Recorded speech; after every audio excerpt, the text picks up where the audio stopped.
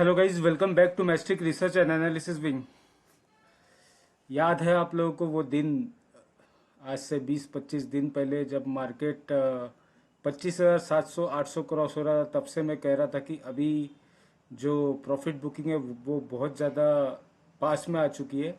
हमें सतर्क रहने की ज़रूरत है। वो एक दो दिन 26,000 के आसपास, 26,100 तक हमने एक या दो दिन ट्रेडिंग नहीं की थी, और जैसे ही 26,200 से प्रॉफिट बुकिंग आई, तब से मैं कंटिन्यूसली हर वीडियो में आपको ये बताते जा रहा हूँ कि मार्केट में अब प्रॉफिट बुकिंग आएंगी, प्रॉफिट बुकिंग आएंगी, प्रॉफिट बुकिंग आएंगी।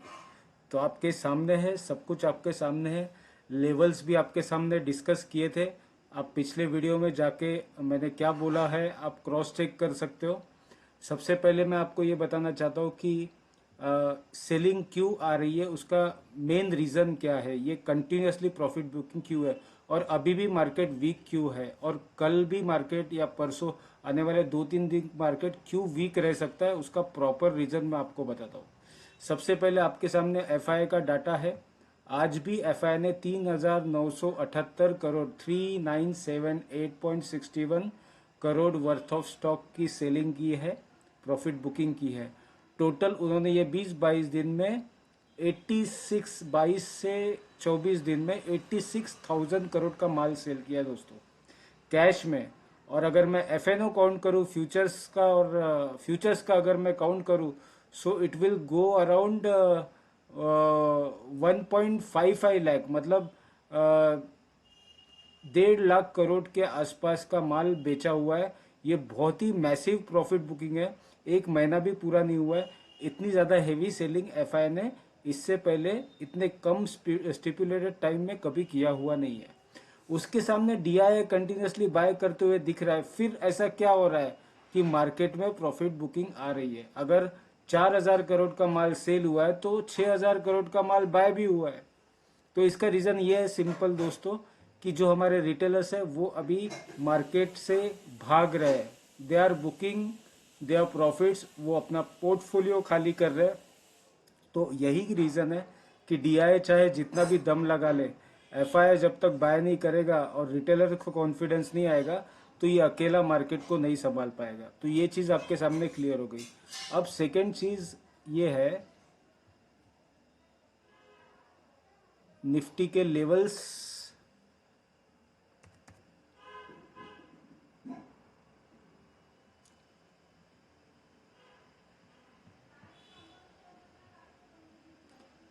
मैंने आपको निफ्टी के लेवल्स, आप मेरे 10 दिन के वीडियो देख लो, तो मैंने बार बार एक चीज़ आपको बोली है कि एक इम्पोर्टेंट लेवल है निफ्टी का।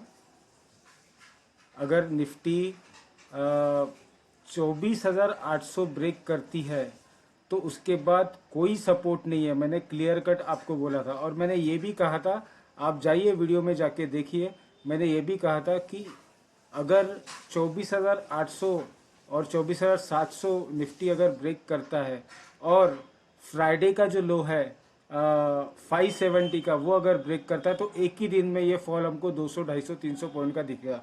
ये भी मैंने क्लियरली मेंशन किया है। आई थिंक कल के वीडियो में या परसों के वीडियो में आपको देखने को मिल जाएगा।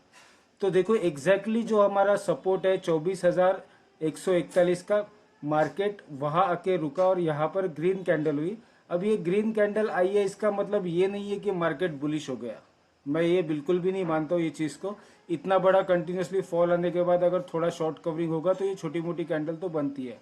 अब आपको ध्यान में रखना है नेक्स्ट लेवल। अब नेक्स्ट लेवल क्या है, बहुत ही क्लोज है, 24,382 और 24,356। अब मार्केट ये दोनों एरिया में सपोर्ट लेने की कोशिश करेगा।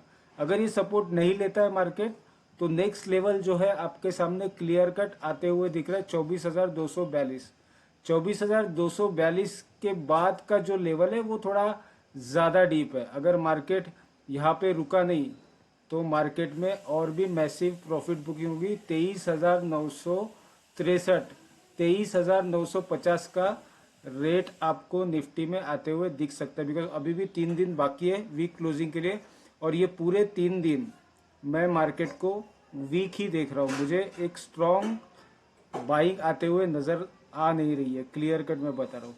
तो अगर 24,250 के ऊपर टिक गया तो ठीक है, 24,250 ब्रेक किया तो समझ लेना कि हम लोग 23,900 के आसपास जाने वाले हैं। तो ये हो गया निफ्टी का लेवल। हाँ, एक मॉर्निंग में हो सकता है छोटा सा मार्केट गैप अप ओपनिंग हो, बट गैप अप ओपनिंग होने के बाद फिर से प्रॉफिट बुकिंग आएंगी। बाइंग अगर आप चाहते हो कि मार्केट में बाइंग आए, तो मैं ये कहूंगा कि ये जो एरिया है 24,808 का, जब तक मार्केट इसके नीचे है, मार्केट यहाँ आएगा, यहाँ पर सेलिंग आएगी, मार्केट यहाँ जाएगा, मार्केट यहाँ पर सेलिंग करेगा, यहाँ आएगा, मार्केट यहाँ से सेलिंग का, जब तक ये इसको ये एरिया को क्रॉस नहीं करता है, 24,808 का एरिया क्रॉस नहीं करता है, तब तक मार्केट में फ्रेश बाइंग, फ्रेश अपसाइड हमें नहीं दिख सकती है। ये ध्यान में रखो, ये लेवल्स आप नोट करके रखो। कल अगर मार्केट ऊपर ओपन हो गया, यहाँ कहीं आया, तो यहाँ से प्रॉफिट बुकिंग फिर से आके नीचे आएगा, या फिर थोड़ा और ऊपर गया तो यहाँ से फिर नीचे आएगा। मतलब सेल ऑन राइज ही है मार्केट, बाइंग नहीं आएंगी मार्केट में। नीचे कब बाइंग आएंगी that I cannot say, but upper side में 24,800 के बाद ही आपको बाइंग आते हुए नजर आ सकती है। ठीक है, तो ये हो गया निफ्टी, राइट। अब हम लोग निफ्टी बैंक को देख लेते हैं। निफ्टी बैंक का भी लेवल मैं आपके साथ शेयर कर चुका हूँ। 51,826 के नीचे शार्प फॉल आपको मिलेगा, और नेक्स्ट सपोर्ट जो है 50,844, मतलब लगभग 51,000 का एक सपोर्ट है। 51,000 अगर ब्रेक करता है तो कहानी गड़बड़ है। इस बार 51,000 ब्रेक करने के बाद 1,500 से 2,000 पॉइंट का फॉल आएगा, और नेक्स्ट सपोर्ट सीधा 49,814 पे आते हुए नजर आ रहा है। तो अब आप ये भूल जाइए कि बाय ऑन डिप का मार्केट है, बिकॉज 3-4 सालों में जिन्होंने मार्केट को देखा हुआ है वो शायद यही सोच रहे होंगे कि मार्केट में कहीं तो बाइंग आएंगी, but you can see the scenario. अब ये मार्केट पहले जैसा नहीं रहा बाय ऑन डिप वाला, अब ये सेल ऑन राइज का मार्केट हो चुका है। तो आने वाले दिन और भी अच्छे नहीं हो सकते। यस, मैं ये नहीं कह रहा हूँ कि अब शार्प फॉल आएगा ही आएगा, हो सकता है थोड़ा बहुत कंसोलिडेट करे, थोड़ा ऊपर जाए और फिर सेलिंग आए आपको, लेकिन लॉन्ग की पोजीशन ओवरनाइट कैरी करना थोड़ा सा अवॉइड करना चाहिए ऐसे सिचुएशन में। इंट्राडे आप कर सकते हो, या फिर अगर पोजिशनल ट्रेड ले रहे हो तो शॉर्ट की position will be very helpful. उसमें आपको एटलीस्ट लॉस होने के चांसेस कम होंगे। मैं शायद गलत भी हो सकता हूँ, मैं हर वीडियो में बोलता हूँ, बिकॉज मैं चाहता हूँ कि आप खुद का एनालिसिस कीजिए, राइट। तो दिस इज ओवरऑल सिनारियो। अब निफ्टी बैंक में फिर से अपसाइड निफ्टी बैंक को जाना है, तो निफ्टी बैंक को फिर से 51,800 का लेवल क्रॉस करके सस्टेन करना पड़ेगा, तब जाके हम लोग बैंकिंग में बाइंग आते हुए देख सकते हैं। तब तक अगर मार्केट ये यहाँ पर है 51,271, 51,271, यहाँ कहीं ऊपर जाता है तो यहाँ से सेलिंग ही आएंगी। तो सेल ऑन राइज ही है मार्केट। 51,800 क्रॉस होने के बाद, सस्टेन करने के बाद हमें शायद बाइंग आते हुए नजर आए। So I hope you understand whatever I am saying, and आप बाय ऑन डिप के स्ट्रेटेजी में अभी काम मत करो आने वाले कुछ दिनों तक, जब तक एक स्ट्रॉन्ग बाउंस बैक। देखो, अगर मार्केट को बुलिश होना है तो आपको 2 से 3 दिन कंटिन्यूसली मार्केट में एक अपसाइड क्लोजिंग दिखे, 2 से 3 दिन कंटिन्यूसली, उसके बाद ही आप सोच सकते हो कि मार्केट में बाइंग आ रही है। आप कभी ये सडनली नहीं देखोगे कि मार्केट गिर रहा है और एक ही दिन में शार्प अप मूव दे दिया।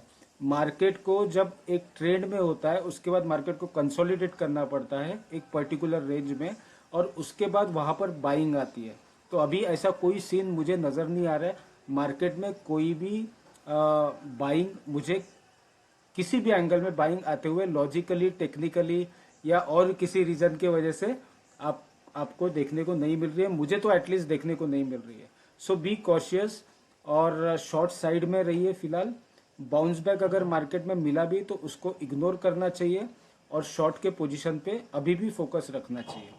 लॉन्ग की पोजीशन आप तब बनाओगे जब मार्केट 2 से 3 दिन कंटिन्यूअसली अपसाइड क्लोजिंग देगा, तभी हम लोग ये मान के चल सकते कि अब मार्केट में बाइंग शुरू हुई है। उसके बाद हम लोग अपसाइड के रैली को एंजॉय कर सकते हैं। तब तक आप बेरिश रहिए, ये मेरी मतलब रिक्वेस्ट नहीं है, ये मेरा सजेशन है। बाकी आप अपना एनालिसिस खुद कर सकते हो, आपके एक्सपर्ट से आप एडवाइस ले सकते हो। I hope you like the video. अगर आपको इन्फॉर्मेटिव लगता है आप अपने दोस्तों के साथ शेयर कीजिए। फर्स्ट टाइम अगर देख रहे हैं तो प्लीज़ सब्सक्राइब कीजिए। ऐसे इंपॉर्टेंट कंटेंट, एडवांस प्रेडिक्शन हम लोग डेली बेसिस पे देते रहते हैं। काफ़ी सारे लोग हैं जो होने के बाद बताते हैं, लेकिन हम लोग कोशिश करते हैं कि मार्केट आगे क्या होने वाला है उसका प्रेडिक्शन एडवांस में करें, तो इसमें हमें एक अच्छी एज मिल जाती है काम करने के लिए। Thank you so much, have a great day, see you tomorrow.